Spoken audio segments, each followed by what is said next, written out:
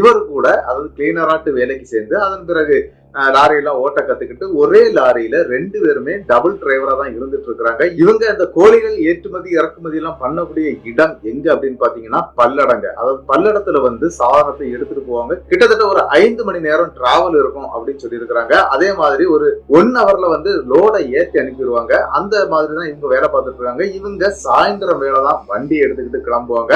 கிட்டத்தட்ட ஒரு 7 மணிக்கெல்லாம் வண்டி எடுத்தாங்க அப்படின்னா ஒரு 12:30 1 மணிக்கெல்லாம் அங்க போய் சேர்ந்துருவாங்க. அங்க லோடாய் முடிச்ச உடனே அங்க இருந்து எடுத்து காலையில விடிய காலையில கோவில்பட்டி சேர்ந்துருவாங்க. இப்படி தாங்க ரெகுலரா ஓடிட்டு இருக்கிறாங்க. கிட்டத்தட்ட 4 வருட காலம் அந்த கோழி பண்ணையில வேலையும் பார்த்துட்டு இருக்கிறார் நம்மளுடைய கண்ணபிரான். கண்ணபிரானுடைய நண்பரும் இதே மாதிரிதான் கூட தான் இருந்துட்டு இருக்கிறாரு.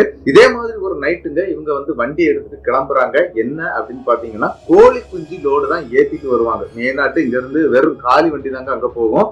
அதே மாதிரி அங்க இருந்து கோழி குஞ்சு லோட ஏத்திட்டு வருவாங்க. அதை இங்க கொண்டு அதை பெருசாக்கி அதை விற்கக்கூடிய பழக்கம் தான் இங்க இருக்குது. அதே மாதிரி இவங்களும் என்ன பண்றாங்க அப்படின்னா அந்த லோடுக்காக ஒரு நாள் சாயங்காலம் கிளம்புறாங்க. அப்படி கிளம்பும் போது என்ன நடந்துச்சு அப்படின்னு பாத்தீங்கன்னா 2 பேருமே கொஞ்சம் பயபக்தியோட இருக்கக்கூடிய நபர்கள் அப்படின்னு சொல்லலாங்க. ஏன்னா அந்த அளவுக்கு சாமி மேல பக்தி உள்ளவங்க.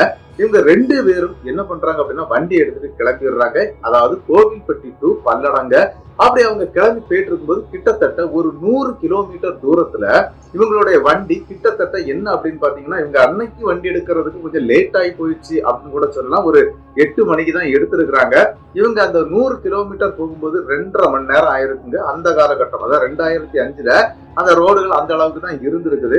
அப்படி ஒரு 2 மணி நேரம் ஆயிருதுங்க. அப்படி போயிட்டு இருக்கக்கூடிய வழியில வண்டியுடைய பிரேக், அதாவது அவர் ஓட்டிக்கிட்டு இருக்கக்கூடிய லாரியுடைய அந்த பிரேக் பிடிக்கவே இல்லை. அவர் ரொம்ப கஷ்டப்படுறாரு. அதுவும் யாரு ஓட்டிட்டு இருக்கிறாங்க அப்படின்னா கண்ணபிரான் ஓட்டிட்டு இருக்கிறாரு. நம்மளுடைய சிவசங்கரன் பக்கத்துல கிளீனர் சீட்ல உட்கார்ந்து இருக்கிறாரு. வண்டியுடைய பிரேக் பிடிக்கிறடா என்னன்னே தெரியல, இந்த மாதிரி ஒரு நாள் ஆனது இல்லையடா, வண்டியெல்லாம் நம்ம கிளியரா பார்த்து தானே எடுத்துட்டு வருவோம், இது என்ன நடக்குதுன்னு தெரியலையே அப்படின்னு சொல்லிட்டு வண்டி பிரேக்கே பிடிக்கிறேங்க. இவருக்கு எப்படி இல்லாம அந்த ஹேண்ட் பிரேக்னு சொல்லுவாங்க இல்லையா, அதெல்லாம் போட்டு எடுத்து வண்டியை ஒரு இடத்துல நிப்பாட்டிடுறாங்க. அப்படி நிப்பாட்டக்கூடிய இடம் ஒரு பயங்கரமான காடு அப்படின்னு சொல்லி இருக்கிறாருங்க. என்ன அப்படின்னா ரோடு தான், ஆனா வண்டிகள் கூடுதல் வராது.